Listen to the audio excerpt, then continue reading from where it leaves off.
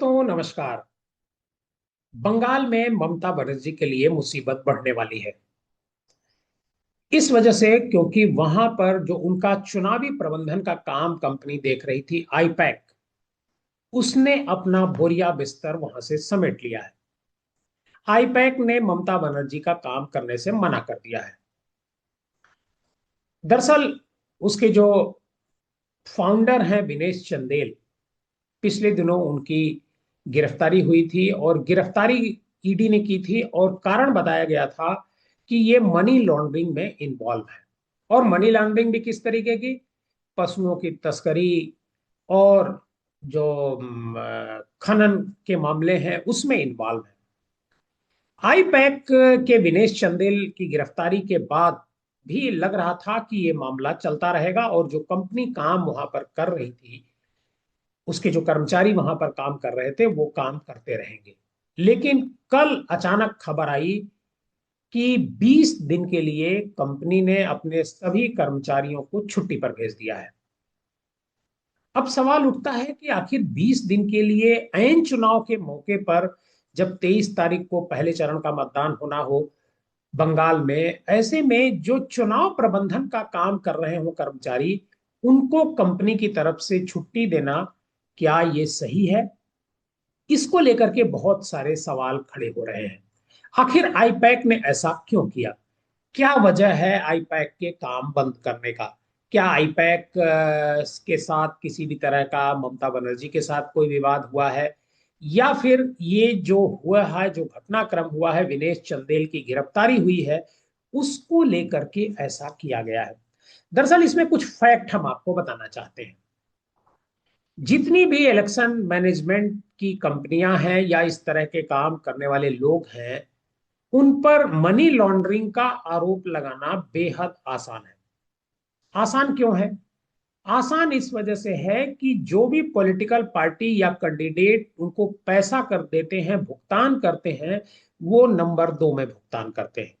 Number एक में इक्की दुक्की कंपनियां भले भुगतान करती हो। इवन कि भारतीय जनता पार्टी भी अपने लोगों को जो उसके लिए काम करते हैं उनको जो भुगतान करती है, वो एक तरीके से कैश में करती है। सारी पार्टियां कैश में करती हैं। पूरा एक तरीके से चुनाव का जो तंत्र है, चुनावी कैंपेन का, वो सब कैश में होता है। और सिर्फ यही नहीं, चुनाव प्रबंधन की ही नहीं कंपनियां, जितने भी लोग चाहे झंडा बना रही हो, हेलीकॉप्टर प्रोवाइड कर रही हो, अखबारों में विज्ञापन छप रहा हो, 50% कैश जाता है, 50% चेक जाता है। तो ऐसी कंपनियों को जो सत्ता में बैठी पार्टी है वो कभी भी परेशान कर सकती है, उस पर मनी लॉन्ड्रिंग का आरोप लगा सकती है। और मुझे ऐसा लगता है कि आईपैक के साथ भी ऐसा ही हुआ है।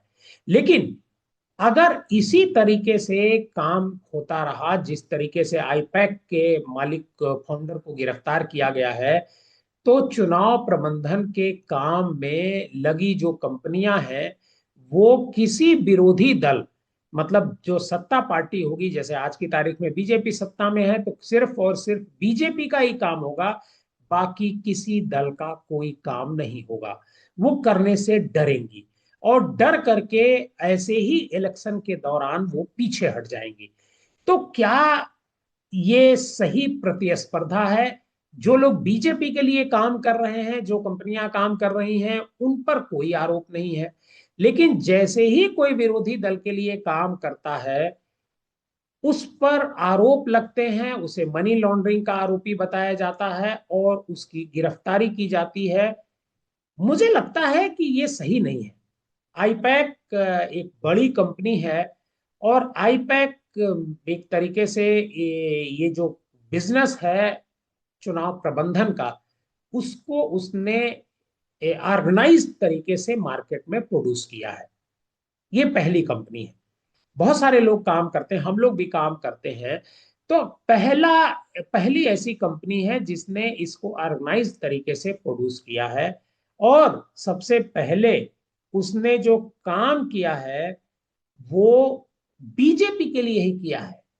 पहला जो इलेक्शन प्रबंधन का काम, चुनाव प्रबंधन का काम आईपैक ने किया प्रशांत किशोर की अगुवाई में, वो एक तरीके से भारतीय जनता पार्टी के लिए ही किया। उसके बाद बीजेपी के उसके जो सहयोगी हैं उनके लिए कई बार उसने काम किया। लेकिन आज की तारीख में बंगाल की जो लड़ाई है वो बीजेपी ने अपनी प्रतिष्ठा पर ले लिया है। बीजेपी एनी हाउ कुछ भी करना पड़े उसे वो जीतना चाहती है। और बीजेपी के दबाव में ही, सरकार के दबाव में ही आईपैक डरा हुआ है और आईपैक डर करके उसने काम बंद किया है, और कोई वजह नहीं है। हालांकि ममता बनर्जी ने कहा है कि जो आईपैक के वर्कर हैं उनको तनख्वाह दी जाएगी, उनको सैलरी मिलेगी, वो जैसे ही काम कर रहे थे वैसे ही काम करते रहे। लेकिन आईपैक ने 20 दिन के लिए अपने कर्मचारियों को छुट्टी किया है, और उन्होंने एक जो मेल किया है अपने कर्मचारियों को, उसमें ये लिखा है कि आईपैक ने अचानक बंगाल में जो काम चल रहा था चुनाव प्रबंधन का, उससे अस्थायी रूप से उसे कामकाज को समेटने का फैसला किया है। और ईमेल के जरिए उसने कहा है कि 20 दिन तक कर्मचारी छुट्टी पर रहें, और मेल में लिखा गया है कि 11 मई को हालात की समीक्षा करके आगे की रणनीति तय की जाएगी। और उसमें कहा गया है, कानूनी वजहों का हवाला दिया गया है। और टीएमसी बार बार ये कह रही है, बताने की कोशिश कर रही है कि ये सारे जो आरोप हैं, जो दावा है, ये बेबुनियाद है और जमीनी स्तर पर भ्रम पैदा करने की कोशिश की जा रही है, की गई है। आपको बताएं कि आईपैक, जैसा मैंने पहले बताया, कि जो उसके डायरेक्टर हैं विनेश चंदेल, उनको करोड़ों रुपए के कोयला चोरी घोटाले से जुड़े मनी लॉन्ड्रिंग में गिरफ्तार किया गया है।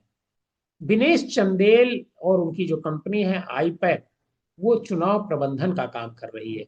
वो कोयला घोटाले का काम तो करने जाएगी नहीं, कोयले का उसने कोई ठेका तो लिया नहीं। लेकिन मनी लॉन्ड्रिंग का आरोप है, मतलब कोयला घोटाले से जो मनी पैदा हुई उस मनी को पार्क करने का इन पर आरोप है। तो आई थिंक कि जो ममता बनर्जी है, टीएमसी है, वो कैश में पैसा इनको दी होंगी, और वही पैसे के बारे उसी पैसे के बारे में ईडी को पता चल गया होगा, और ईडी ने उसको जोड़ दिया मनी लॉन्ड्रिंग से। बहरहाल सीबीआई ने इस मामले में एक एक मामले में जो है कोयला घोटाले में 27 नवंबर 2020 को एक एफआईआर दर्ज की थी, और 2742 करोड़ रुपए का ये जो है घोटाला था।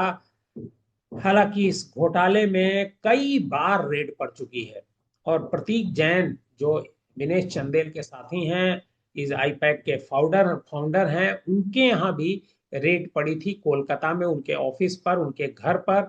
और ममता बनर्जी उस रेड के दौरान वो खुद चल करके जो है उनके घर पर भी पहुंच गई थी और ऑफिस पर भी पहुंच गई थी। दरअसल ये पूरा खेल ये है कि बंगाल में करीब 80,000 बूथ है विधानसभा में, और 80,000 बूथ में से करीब 12,000 बूथ ऐसे हैं जिन पर बीजेपी का बीएलए नहीं था। अभी जो एसआईआर हो रहा था, बीजेपी को करीब 12,000 बूथों पर वर्कर नहीं मिल रहे हैं।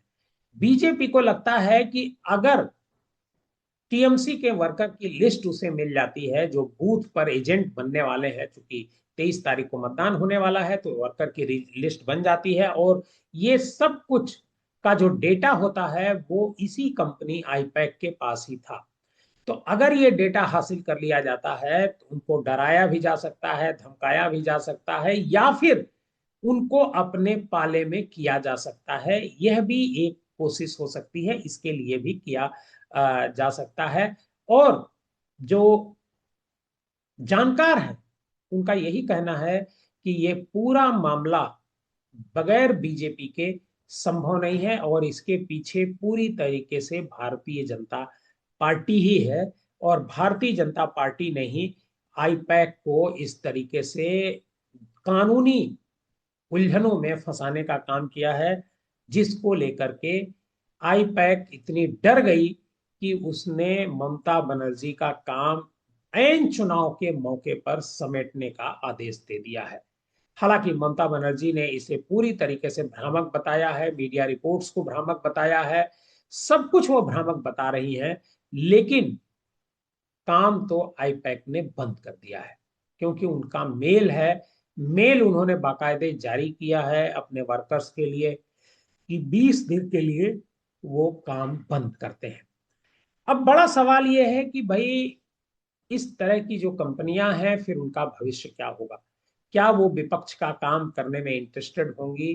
क्योंकि कंपनी काम कर रही है और कंपनी को अगर सत्ता की तरफ से परेशान किया जा रहा है तो ये ठीक नहीं है। उसी तरीके से जैसे अखिलेश यादव को एक लड़के ने चाय पिलाई फतेहपुर में, आर्यन नाम के, और उसके बाद उस लड़के के यहाँ की चाय की दुकान पर तुरंत कौन चला गया? खाद्य विभाग के अफसर चले गए, फूड विभाग के अफसर चले गए और उसका लाइसेंस चेक करने लगे। लाइसेंस जब देख लिया तो उन्होंने कहा कि तुम चाय स्टील उसमें तांबे के बर्तन में नहीं बनाते हो, उसमें फूड में बर्तन में बनाते हो जो मानक के अनुरूप नहीं है। और उसको धमकाया भी गया, और एक अफसर ने तो ये भी कहा कि तुम अखिल बहुत बड़े गुंडे बनते हो, अखिलेश यादव को चाय पिलाते हो। तो चाय तो कोई किसी को पिला सकता है। चाय पिलाने के लिए अब वो झाल मुड़ी वाला बंगाल में प्रधानमंत्री जी को 10 रुपए में झाल मुड़ी देता है, ममता बनर्जी उसे धमकाने चली जाए, या उनकी पार्टी के लोग उसे धमकाने चले जाएं कि तुम झाल मुड़ी क्यों बेच रहे हो मोदी जी को, तो ये तो ठीक नहीं है। ये सही तरीका नहीं है पॉलिटिक्स का, लोकतंत्र का। लेकिन बहरहाल यही चल रहा है, इस नाते कुछ कहना अभी मुश्किल है। लेकिन चुनाव प्रबंधन वाली कंपनियों पर एक बड़ा संकट एक तरीके से आ गया है इस घटना को लेकर के।